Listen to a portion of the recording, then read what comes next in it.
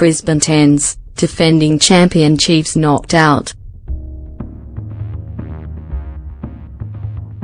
Brisbane Tens, defending champion Chiefs knocked out. The defending champion Chiefs have been dumped out of the Brisbane Global Tens in controversial fashion.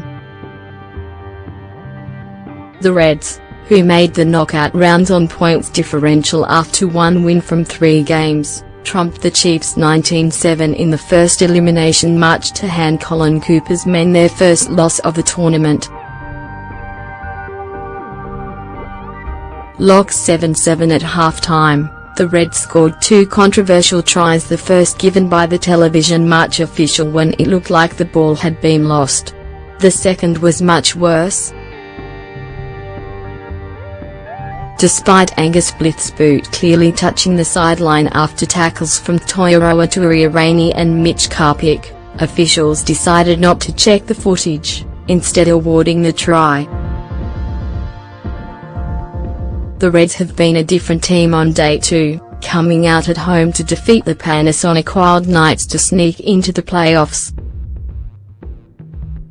Their win over Chiefs was the first Australian victory against a Kiwi team here, and astonishingly the first since the Rebels beat the Chiefs in last year's opening Tens match. The Reds now meet the unbeaten Blues in their semi-final, and the tournament will have a new champion. Hurricanes turn it on. The Hurricanes, New Zealand's worst performers on day 1, underwent something of a transformation on Sunday, with their young and inexperienced team coming together to march into the semi-finals. The Waratahs, one of Australia's form teams in this competition, were eventually blown away 35-24 to ensure 3 Kiwi teams progress to the semis. The Hurricanes now take on the Crusaders. Clark shines for Blues teenage talent Caleb Clark bagged a hat-trick as the Blues continued their unbeaten march into the Brisbane Global Tens knockout rounds.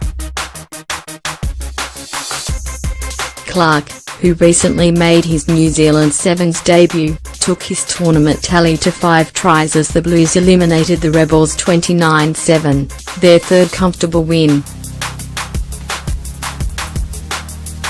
Tana Umaga's men battled the 33-degree heat but are now likely to be rewarded with a march off as one of the top 2 qualifiers.